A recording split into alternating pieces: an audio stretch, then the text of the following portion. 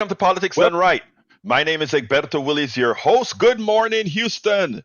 Good morning, Harris County. Good morning, Texas. Good morning, the United States of America. And of course, good morning to the world. How are all my peeps doing? I trust everybody's doing fine. You know why we will do fine?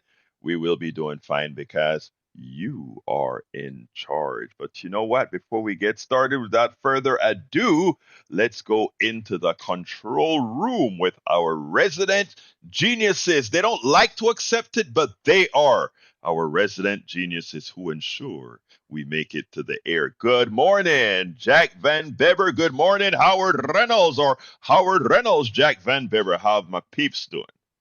oh well, let's see. We're okay. The tin cans Okay, and spoons holding up this morning. they're Ever holding since up. we switched over to those Campbell soup cans, I mean, we've had a lot better quality. Yeah, that's because like that, you only get the quality when the geniuses are involved, sir. Well, we don't know about that, but we do know that Jack has some wisdom for us this morning. So go ahead. Brother Jack. Good morning, Egberto. Good morning, sir. How you doing this morning? Okay, I got two little things. First, serenity isn't freedom from the storm; it's peace within the storm. Mm, And love. yesterday, the story that you shared about your father, just illustrates, the wickedness of the healthcare system. A Mm-hmm. father who passes after receiving a highly lucrative chemo treatments that were counterproductive and pushed by the doctors for prostate cancer demonstrates how the healthcare system preys on its victims. Yes. Those Yes. rats. Yeah. That was. I always hear Oh, him in the background say that right after your piece. That is Those great. But rats. those rats. those rats, what can I say? Those rats. But folks, hey, thank you for always the wise words. Thank you for always the wisdom, the wisdom, the wisdom. Anyway, folks, welcome to Politics and Right. And look, we've got a great show. Today is Thursday. And you know what that means? It means we have our good friend, our local activist, the one and only Neil, and I'm going to say it right, Neil Aquino. And I didn't have to make the mistake the first time this time. How are you doing, Neil? I'm doing well, please, Egberto. I'm very appreciative to be with you and your great audience this morning. Well, look, we are always appreciative of the work that you do. So let me tell you, folks, the title is Neil Aquino on Whitmire and More, Congress led in childcare expire, strikes, and evil GOP. Actually, I should have said budget. Shouldn't have said Congress. Should have said budget because there are a few good Republicans that I like in Congress. I just wish they'll speak up.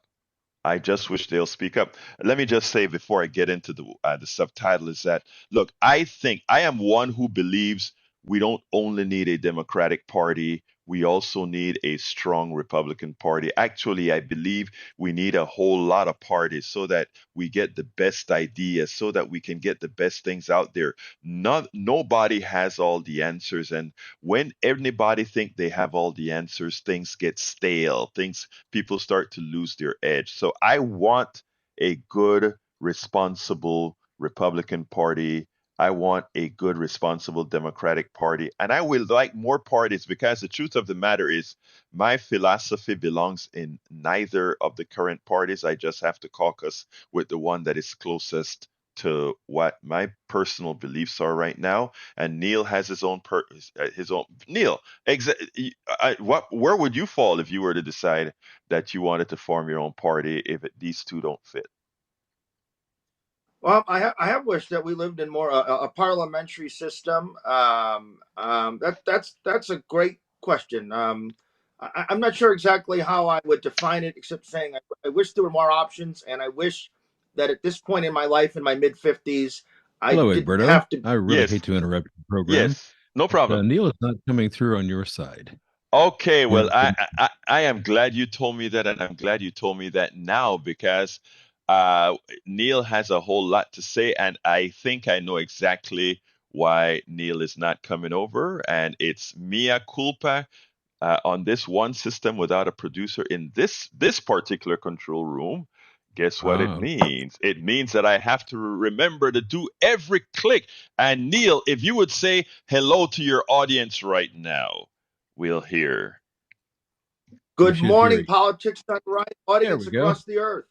Here we go. Folks, let me tell you something. That is why we have a great camaraderie, a great system here with everybody helping out everybody to get you a Right. true live program of the people. Anyway, Neil, yeah, so as I was mentioning before, and as you mentioned, you don't know where you would be as far you would prefer a parliamentary system, as you said before.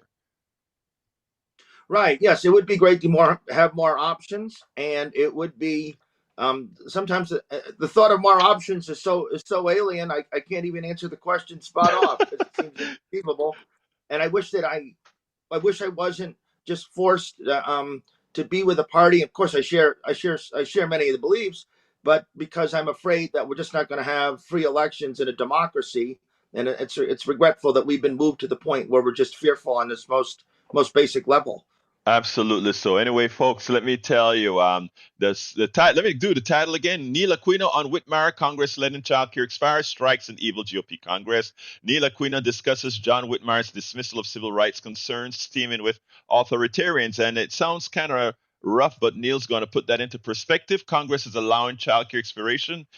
Before the show, I was discussing with Neil the implications of what's going to occur right after January 30th with children, and the GOP is pushing astronomical cuts. It's likely we're not going to get to but 2 or 3 of these subjects, especially when you call in. I'd like you to give us a call at 713-526-5738. Again, that number is 713-526-5738. Please do not wait till the end of the show to call, because I want to entertain fruitfully what you have to say, what you want to tell us, and what you want to ask us. 713-526-5738. Do remember, this is your show, and you, even as we have the subjects of the program, you can always call in and change the subject of the program in general. Likewise, you can always go to politicsdoneright.com/newsletter for all the videos, etc., that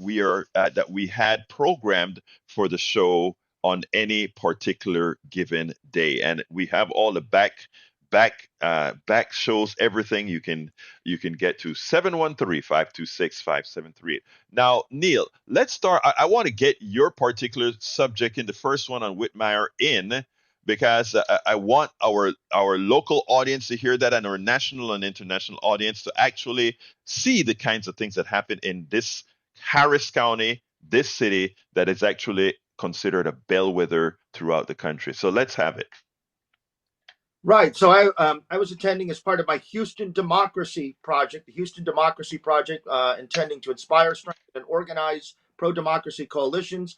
And there's a website you can Google Houston Democracy Project, NeilAquino.com, Houston Democracy Project, to participate and view the site. So I attended the Meyerland Area Democrats meeting this past just 2 nights ago, and it was a forum for the mayoral candidate of Houston, State Senator John Whitmire. And Senator Whitmire was asked a number of questions by the moderator, a local attorney named Noah Horowitz, right up front. And it was good to see it up front about his close relationships with Republicans, such as Dan Patrick, the far right state governor. And one of the things that Senator Whitmire was asked was about his support of Texas Department of Public Safety police troopers patrolling the streets of Houston.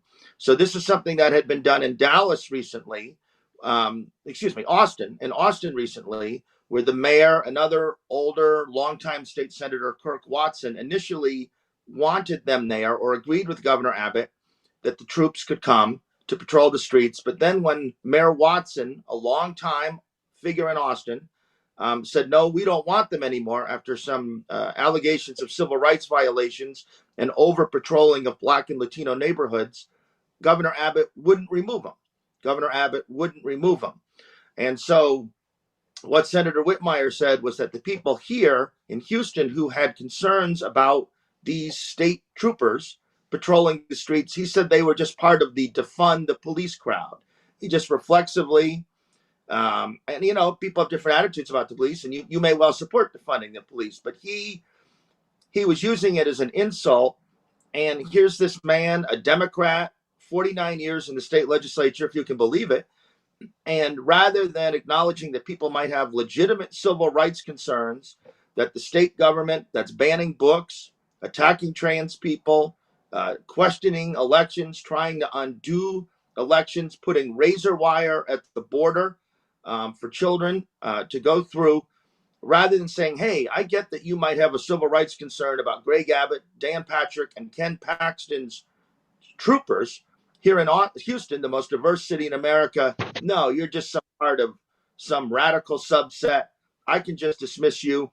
And by extrapolation, he was calling his lead opponent for mayor of Houston, Congresswoman Sheila Jackson Lee, a defund the police advocate, which, for better or worse, she has not been. So it was disturbing on a number of levels. It was the kind of inferences, hey, it's these people, and then your legitimate civil rights concerns in this great big democratic voting diverse city are just to be mocked, rather than you don't want Texas state troopers. That is upsetting because it's bad enough that Republicans are and welcome aboard Melanie Keelan. Welcome aboard Eric Hayes on the chat. Melanie is in Barcelona, Spain. Eric Hayes is in Kingwood. Let me say that it's upsetting in that these people understand defund the. First of all, I tell all my activists, period, that I think the moniker defund the police. I understand exactly what it means, but it opened itself up to misrepresentation the way they said it, especially knowing who your opponent is. So I always had an issue with I supported what they're saying, but the issue is how it was going to turn out. But for those who don't know, defund the police simply means take money out of overt police, some money out of the racist policing, over community policing, and put it into psychologists, put it into people who take care of whenever, instead of sending a cop to a domestic disturbance, you send somebody who can handle it. You don't turn cops into social workers. So therefore, instead of militarizing the police force, what you do is you take some of the money used for over policing, and you put it into resources that makes the community better. That is exactly what it means. If you read the documents on the issue, you would find that out. If you are a community who is over policed, if you are a community who the police really does wrong by said community, empathy would tell you should listen to that community in what they're asking for. Communities where there is a lot of violence, people want police officers to come and do their jobs. They just don't want the innocent ones in that community to be harmed. Myself, I am very concerned whenever a police is next to me, irrespective of who that police is, because I understand how many officers, not all, but but definitely a large percentage, view the value of my life. People can accept that or not, but that is the way I feel. That's the way many people feel. That's the way, and it's great to see our brother Neil Aquino and many others are out there in the fight. Now, when you have a mayor like Whitmire, or rather, somebody who's running for mayor like Whitmire, make believe that he doesn't understand what that means, and then he also uses it as a pejorative, then that is not the type of mayor that Houston should have. Houston should have a mayor that supports all communities and doesn't demean any community within that community. Neil, you just kind of boiled my blood there for a second. That's great the way he actually makes believe he doesn't understand, because that's been his whole theme. He has consistently been hit by his relationships with authoritarians and vote deniers, and he makes it so, like Lieutenant Governor Patrick, many of his colleagues in the state Senate, Republican colleagues, and he's like, "You're not going to criticize me for being bipartisan." Well, he's not. He's not being reflexively criticized for being bipartisan. He's being criticized fairly, because he's hanging out with people who would take our most basic rights, and he doesn't ask them, at least as a condition of interacting with them, hey, will you at least respect election results? So we've been, as so to your earlier conversation of, where would we fall, or in a parliamentary or multi-party system, what options do we have?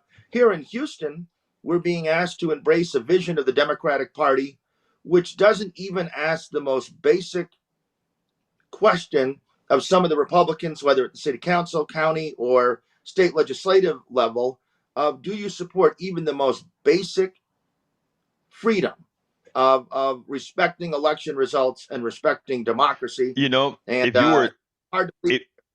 if you watch his commercials, right, and I'm surprised that the only opponent that I see with a commercial recently with an ad on TV is Garcia.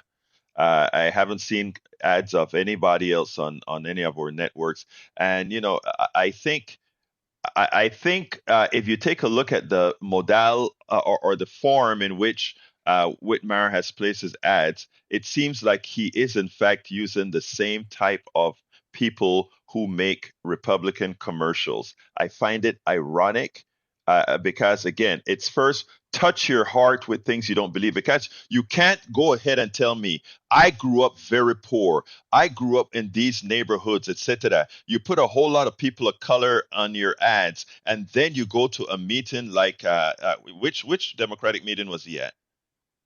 This was the Meyerland Area Democratic Club, a historically Jewish part of town, very democratic part of You town. see, and they and try to assert their fears, because that part, I know the club, I even know the person who runs the club. Right. But what they do is, if you take a look at it, this law and order thing, they want one to believe that crime has gone up. There's no doubt about that, but we can give some socioeconomic reasons why crime has gone up. We know that. But to make people believe that when they step out of their home, they're in danger, that is so far from the reality. There's a piece that Fox News did in Seattle. Seattle is one of the places where crime went up by a large percentage. But of course, if you're starting from a very, very small amount of crime, it's not hard to double the crime rate. And that sounds crazy. Oh, the crime rate has doubled. Instead of 2 people getting killed, 4 did in a metropolitan area of X million people. I'm not trying to diminish crime at all, folks. I'm trying to say, be careful of how people spin things and how they scare you, so as they create policies that harm not only you but many of your brothers and sisters, and that is what we have to keep away. Whitmire, if you take a look at his ads and these other features, you ought to be concerned about the kind of mayor when that kind of a deception shows up in these ads, including stating that you have the support of people that didn't support you. Go ahead, Neil. Right, and a lot of so you referenced Gilbert Garcia. I saw his ads last night, and it was kind of like you're describing here. It was something out of Death Wish. Remember, if I'm dating myself, but Charles Bronson would go out on the street of New York and try to mug him, right? And so this crime narrative, they keep using this crime narrative, but the tough on crime crew, the law enforcement unions, and some of the groups that say they're self-appointed crime watchdogs, they don't have a word to say about our lawless attorney general. They don't have a word to say when our county district attorney is accused in the newspaper, Kim Ogg, of using her office politically motivated. They don't have a word to say when the leading Republican presidential nominee, and it is a local matter, says we're going to hang the generals or we're going to shut down media outlets. So if there was a consistent emphasis on law and order and rightful conduct, you might say, okay, they have these further right views on crime. I don't agree, but they're consistent. They criminalize our people. They criminalize. We're essentially criminalized for living in a multiracial or diverse community. There's all sorts of inferences in what they're saying, and then they don't call out white supremacist or authoritarian or anti-democratic behavior from people super powerful. So just imagine a city, and we'd love to hear callers talking about the city elections and all of it. Just imagine a city of Houston run by Whitmire and the police unions, and then our And county Og. district Yeah. Tim It, Ogg, our it, county it, district it, attorney. it is no, it, it's, And when we talk about democratic in name only or progressive in name only, that is exactly what you would get. So let me tell you to to the listeners out here of Houston, Harris County, Houston, Austin, Travis County, El Paso, Tarrant County, Dallas counties. Let me tell you something, folks. There are very few pockets of freedom in Texas. Don't be conned. Don't get conned into ceding them to autocrats. Don't get conned into ceding them to people who will hurt your fellow brothers and sisters in several neighborhoods in these areas. Neil, I'm glad that we brought this subject up on Whitmire, on his refusal to come out and give accurate information, and I even got to see as well accurate information on crime, accurate information on policing, accurate information, and also as they, remember they used to talk about palling around, and as you pal around with autocrats, if you're palling around with autocrats before you got elected, again, right, if you're palling around with autocrats before you get elected, what can we expect when you get elected? What can we expect as far as providing policing and servicing to your community at that point in time? Citizens of Houston, citizens of Harris County, citizens all over, don't be conned, as too often we are in this entire country, for electing those who really serve the few and us. But anyway, I want to change subjects a bit here. On January 30th, something big happens, and enough people are not speaking about it, but it's going to affect a whole lot of our brothers and sisters, a whole lot of working people, specifically a lot of working women. And I prepared a rant for that last night. Actually, for the program, I think I did it as well on my 3 o'clock program. But I want you to listen to this. It's about 8 minutes long or so. And after that, I want to hear your calls, 713-526-5738, on whatever issue, either what Neil spoke about, what I'm talking about, or what you want to talk about. 713-526-5738. Please don't wait till the end of the show. This is going about 8 minutes, starting right this minute. I heard Joe Biden say one time, show me your budget and I'll show you your values. Again, show me your budget and I'll show you your values. I'm going to expand on that. Show me what you are willing to spend on. Show me what you are willing to tax for.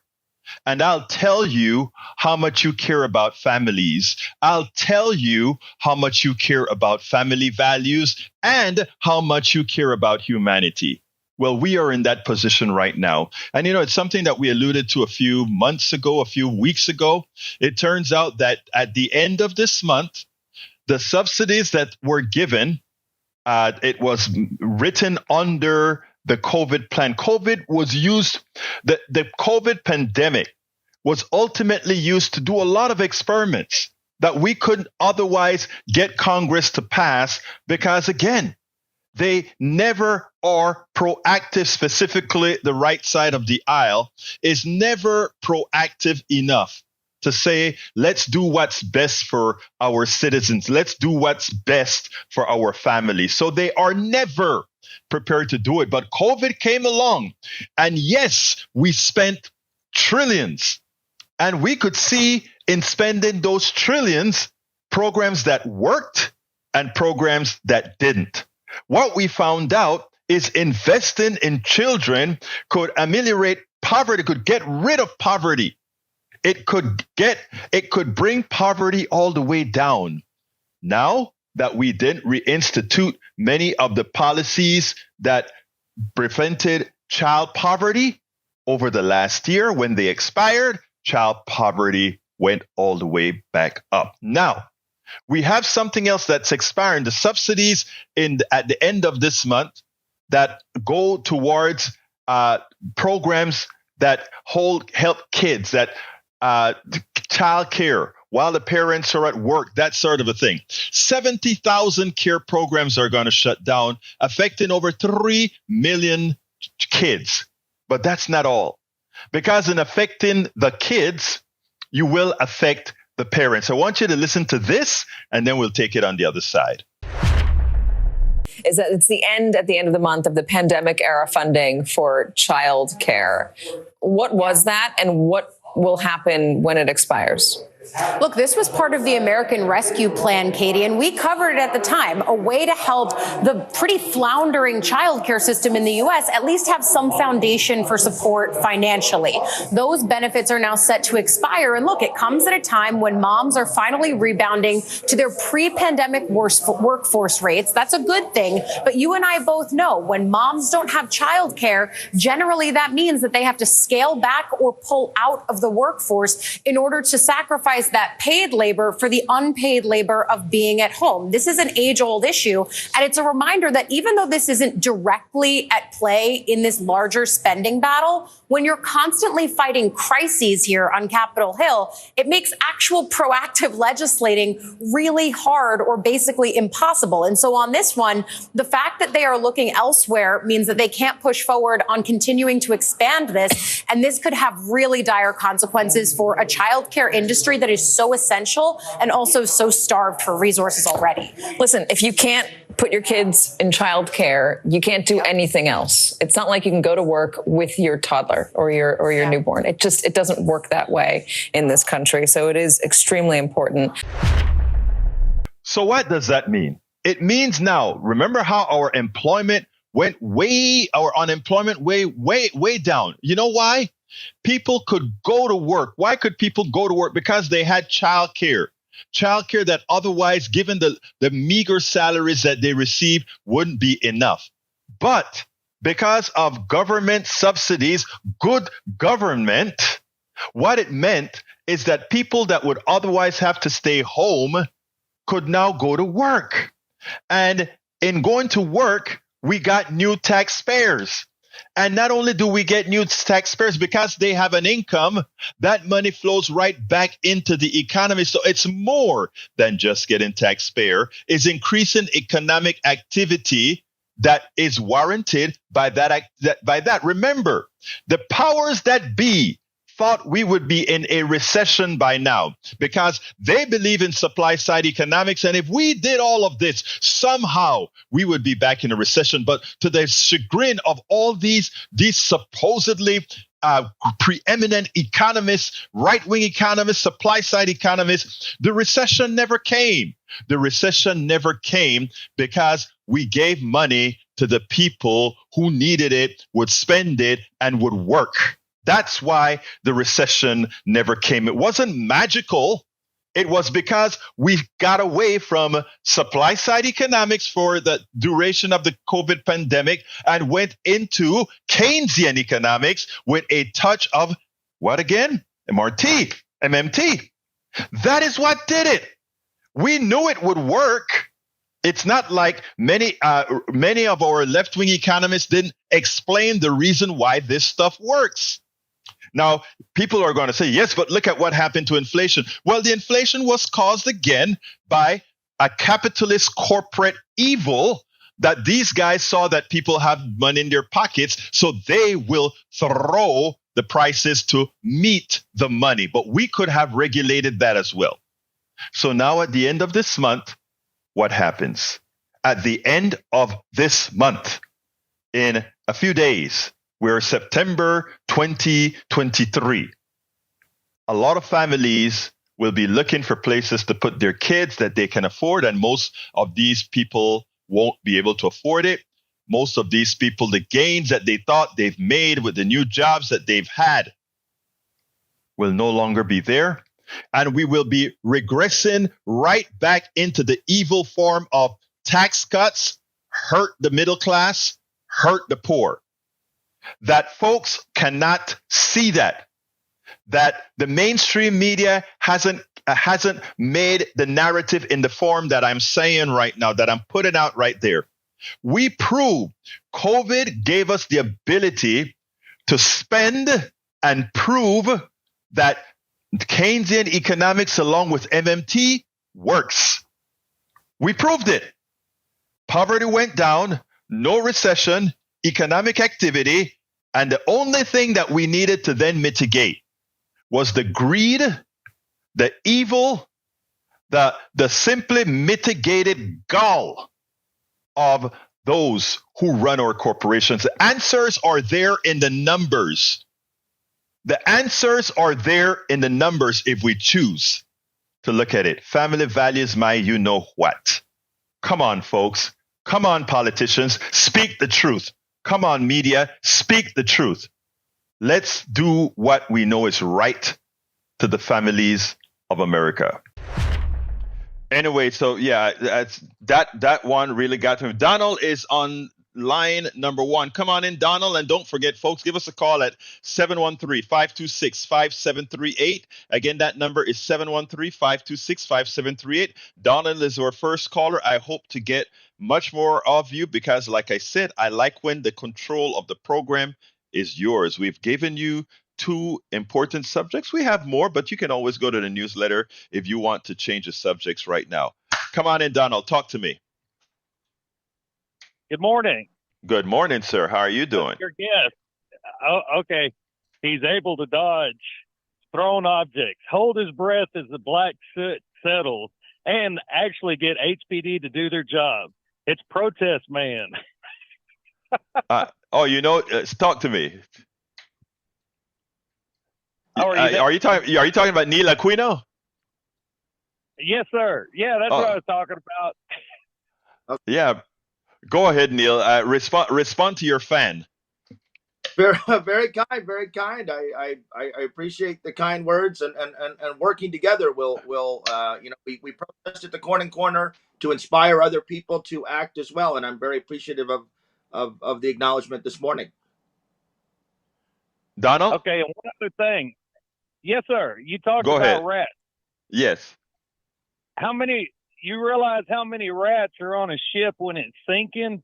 And the people on the Titanic could tell you the ones as they were floating in the water with the rat, how many were in the boat. And that's it. Donald, you always have something insightful and funny to say. Thank you so kindly for calling in, Brother Donald. Anyway, folks, rats. All right, that's it. I got you, bro. Take care. 713-526-5738. Folks, please don't wait till the end. You hear me trying to rush you guys at the end because you wait till the end of the program to call in. Call in now. 713-526-5738. Extension number 2 gets you on air right away. Extension number 2 gets you on air right away. Neil, did you have a second subject to talk to us about? I do. And let me just also say, based on what you said, Axios Houston reported last July that the average cost of toddler care in Texas is $8,700 a year. That's 28% of the median income for single mothers.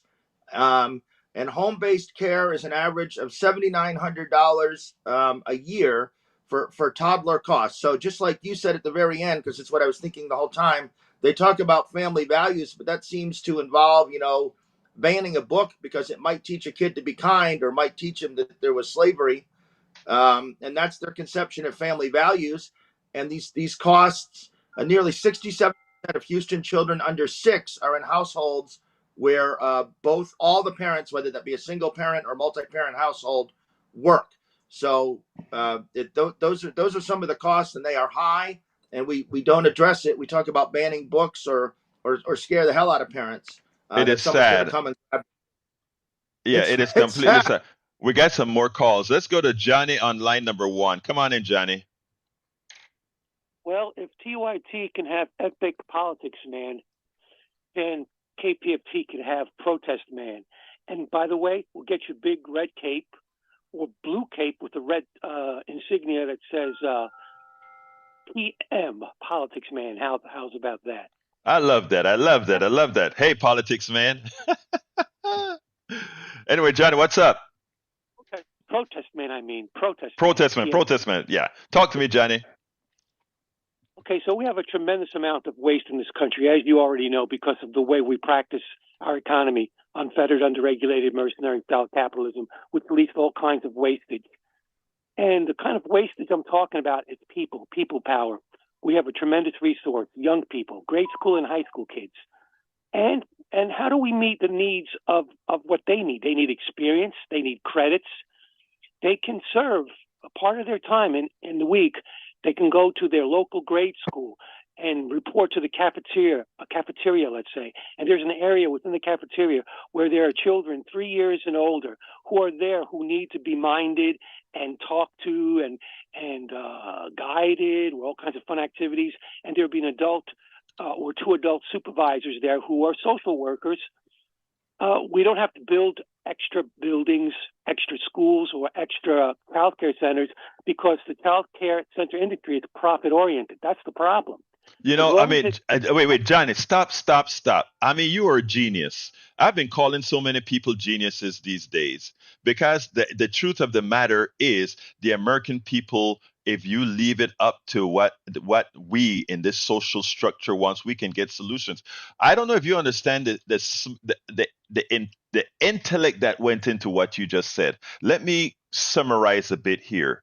We already have buildings where kids are going to school.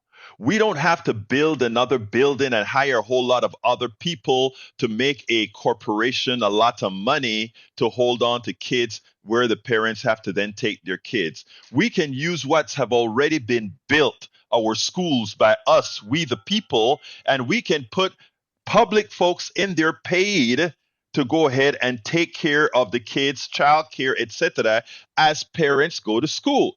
Ingenious. We don't even have to create more capital buildings and all these kinds of things. Johnny? Yes, absolutely. There are solutions if we are willing to get out of the for-profit domain and use the things that we've already paid for and built. Very good concept, sir. Continue. That is the power of socialism. So maybe I'm not Mayor McCheese anymore. Maybe I'm socialist man. No. Wait a minute. Let's not give it a label. Let's call it a smart use of all of our resources. Remember, you start labeling this stuff and folks are going, listen, we want free enterprise and we want great social safety net. That's all we need to say. No labels necessary. Anyway, Johnny, I need to go to another caller. Tell me something real quick so I can move on. Whether or not we like it, we do deal in labels, and we need to take that back and put the other side on the defensive with language. And there you and go. I are the right. Thank you, brother. You nailed it. All right, Lynette, come on in. Hey, Egberto, thank you so much for the work that you do. Just wanted to say thank you for breaking down why we avoided recession. And finally, somebody has the numbers as to how now we should have the numbers of how to help us all not to be in poverty, because we know what it takes, and America can do that. And so if somebody can calculate that, because we were able to come out of a recession or not have a recession, I know somebody knows they spend so much money on everything else. What is it that we're supposed to be the richest country? Why can't we avoid people being in poverty in the U.S.? Thank you. Yeah, Lynette, don't leave yet. I have a task for you, Lynette. I have a task. You just heard what we talk about. You understand why things work this way. Now what we need to do is have all the Lynnettes out there putting this message out. It doesn't have to be politics done right. It doesn't have to be KPFT. You are the messenger as well. So please, let's stay together, talk together, but let's all be the voices and multiply each of our voices. All right? I totally agree. Great job. Thank you. Thank you, Lynette. All right, let's go to Samantha. Come on in, Samantha. Hi, great show today. Thank you very much. Thank you so kindly. Talk to me. I just have some comments about the economy and our election year coming up.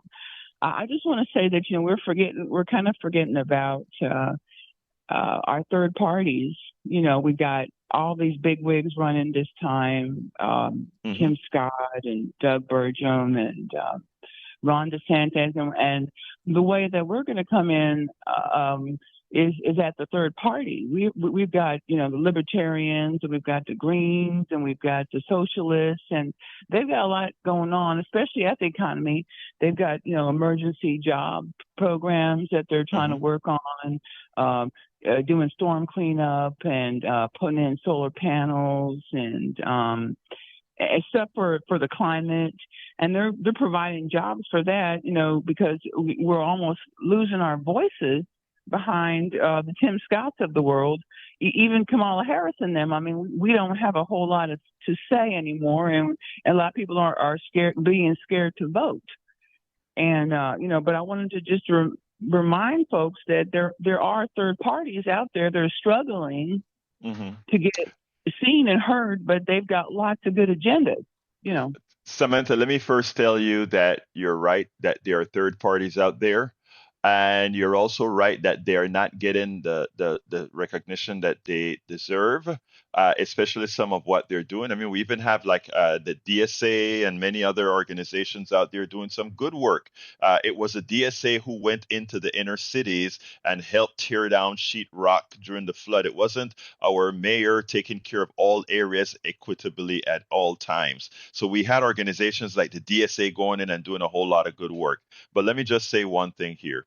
If you heard this program from the beginning, you heard Neil and I speaking about we wish we had a whole lot more choices, because while I caucus with the Democratic Party, and I'm sure Neil does as well, the values that we share are likely with what another party would represent, which means personally, I'm a hell of a lot more progressive. Personally, I believe in a lot of other things. And based on how you are sounding, it sounds like it may be closer to where you're at. Now, that said, all of us have to be very pragmatic in the choices that we make, in the way that we deal with elections. I want good third party candidates out there, not to make a point, but to win. Again, when I say we call them third party, I want other parties. I don't even want to call them third parties. I want to say other parties, because they are not, you know how people talk about the third world. Hey, I'm from the third world. Well, you know, we're human beings like anybody else. I want viable people running. The other parties have a lot of work to do. We have to convince enough people to vote appropriately, including voting for progressives who are willing to bring third parties into the fold, because right now it's biased against them.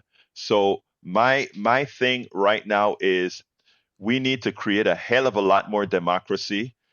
We have to be very pragmatic in who we elect to ensure that who ultimately comes in doesn't cause the failure of democracy before we can actually attain real democracy. And that means electing not being a problem, but being a part of the solution. Neil, you want to add to that? So I'm certainly sympathetic to the desire for additional parties, and it's a very rough road at this moment. You referenced DSA, the local Democratic Socialist of America chapter, and there are such chapters across the country. And what they do is that they endorse Democrats. That's actually a subject of dispute in the group, what they want to do, but they endorse Democrats in the good work you referenced after Hurricane Harvey, or they're very active right now in City Proposition A, which would be the democracy expanding motion of allowing 3 council members to introduce something to the council agenda in our strong mayor system. So I think that approach at the moment is the pragmatic and also hopeful approach. Pragmatism can be hopeful. So I'm sympathetic to the desire for more, and I wish we had different and better and more hopeful ways to express ourselves. And that's a very rough road. And even our local Democratic Socialist chapter proceeds in the way that Egberto, you've been talking about. Right, absolutely so, sir. Harry, come on in. Harry, you're on. Good morning. Good morning, my brother. How are you doing? Yeah, good morning, Michael McDonald, Senor Williams. Good morning Buenos dias. to Pandemic, and good morning to Howard Reynolds. And good morning to Neil Aquino. All you guys are Michael McDonald's because you continue to reason away, as I stated on the show yesterday. That's a song you guys could play right before your show comes on. But to start off, I will say, as far as Texas is concerned and the policing and all these other subjects with child care, what Texas is going to have to do is get more progressives elected because, you have to wait 2 years as far as Greg Abbott is concerned because he's not concerned with those matters. He's just concerned for the few. So you got to get a progressive Democrat to defeat him. And then the Republican legislatures, you're going to have to get those people voted out, and you got to get progressives voted in so that child care for women can be more sensible and become more of a reality so women don't have to scale back their work. And as far as the policing is concerned, I've talked about this with many people. We got to have rubber bullets, get rid of lethal bullets. And as you know, Roberto, both of us being black men, we always get concerned when there are police around because it could end up fatal when it comes to us or even brown-skinned people or yellow-skinned people. And we just have to get more progressive people in there that care about people. So you wise men continue to reason away. Well, thank you, sir. And by the way, this is the first time I actually knew you were a black man. So you didn't know I was black, Roberto? I had no clue. No, I had no clue. I'm a black man. Yeah. All right, no problem, man. Not that hue matters. Not that pigmentation matter. Hey, that's cool. All right, but anyway, thank you, my brother Harry. You keep listening, you keep calling, and you keep letting us know. Okay, brother. I'll keep doing all right and keep having these wise callers. Thank you, sir. Have a good one, my brother. 713-526-5738.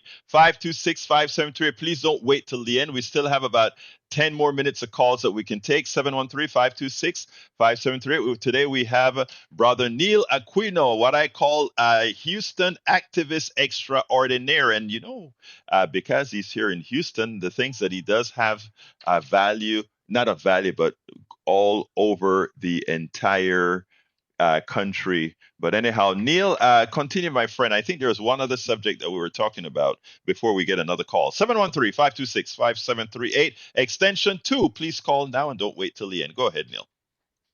Great, and thank you for the kind words from the last caller. This past Friday, I attended an event set up by a group called Save White Oak Bayou in the Heights neighborhood of Houston, and it's the state of Houston wants to expand I-10. You've heard about them expanding I-45. There's always money for freeways, even if there's money for nothing else. And they want to expand I-10 to go over White Oak Bayou and to come into Stude Park, S-T-U-D-E, Stude Park.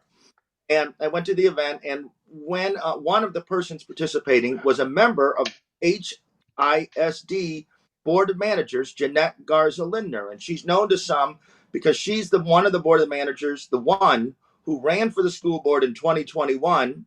She says she's a Democrat, but lost, and then was appointed by the far-right state government, Greg Abbott's Texas Education Agency, to be on the board of managers. So Ms. Lindner, a citizen of Houston, opposed the state coming and messing up the park, opposed the expansion of the highway, but at the same time is on the board of managers, which has removed the elected school board, again at state intervention, in the fourth biggest city in the country, a city that just 60 years ago was a Jim Crow city. So it sure seemed like an act of hypocrisy to oppose one state takeover and then to support another state takeover. And I wanted to highlight that, and that allows us to bring focus again to the board of managers who sit there in contravention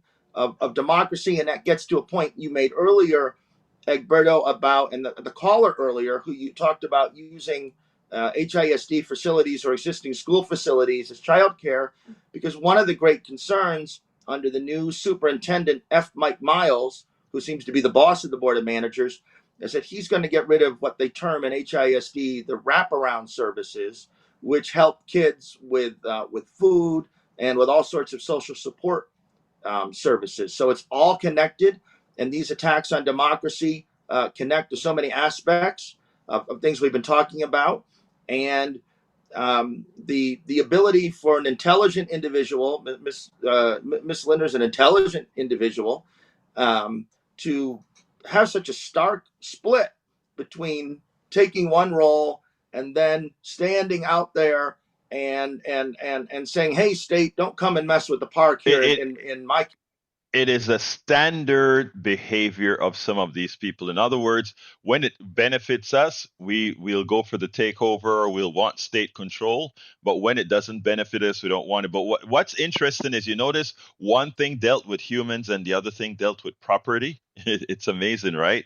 Somehow capital is okay. We don't, leave the capital on its own, leave the park, the heart, the physical thought. But when it's time to control other people's lives, oh, we're going to intervene without a problem. It is rampant hypocrisy. But again, all of these things have solutions, and it's like we were talking to Lynette about earlier. They all have solutions, but we have to engage. What I tell people all of the times, right, is the way our system is organized is it's controlled by a few, but it's only controlled by a few because the few knows how to use psychology to get folks into believing that they don't have any other recourse.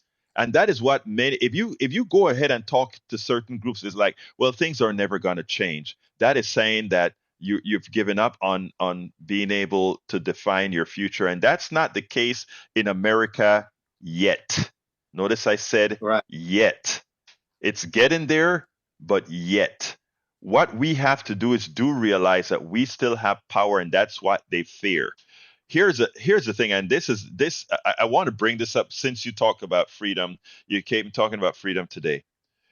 Now that many in our oligarchy or plutocracy, the wealthy, many of the folks are realizing that there are people out there making sure that Americans understand how the system works, that Americans are getting educated. Remember, they don't teach you physics in school anymore by choice. They want to make sure you don't understand your rights as a citizen in this country. Because here is the deal. Right now, one person, one vote still occurs.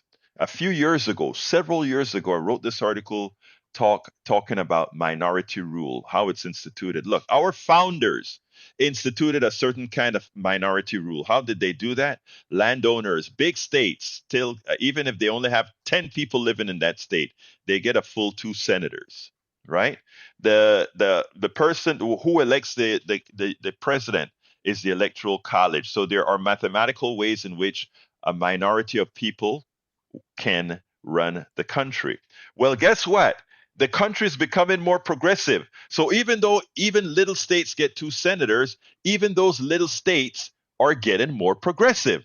I mean, Louisiana is becoming more progressive. If you doubt it, look at the laws that they have allowed to pass, including the Medicaid expansion to the Affordable Care Act. Texas is becoming more progressive. So what do they try to do? They try to restrict the votes of Harris County, El Paso County, Dallas County, because those counties are enough to win elections in Texas. So they try to restrict those counties.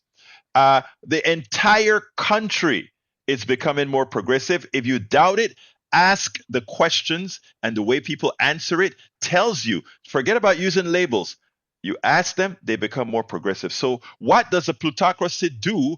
What does an oligarchy do when they find out that, guess what? People are becoming more progressives, and they're going to ask the questions. Why am I going to work so hard so a few capitalists can take all the profits of my labor? I am going, and people are realizing all these strikes that you're seeing in Florida, all the strikes that you're seeing in Michigan, all the strikes that you're about to see in Las Vegas, which is one of the subjects we were supposed to cover today. People are striking all over. You know why? People are starting to ask the question, why am I doing it all for somebody else? It's a progressive country, a nascent progressive country. So you know where they went for now? The courts. The courts. The courts. The only non-democratic portion of this country are the courts. So no matter what the people say, we want this policy, that policy, Congress passes it, the president signs it, because we now have a majority, the courts can always say, guess what? That's unconstitutional. And even though most of us want it, they can rule by the minority.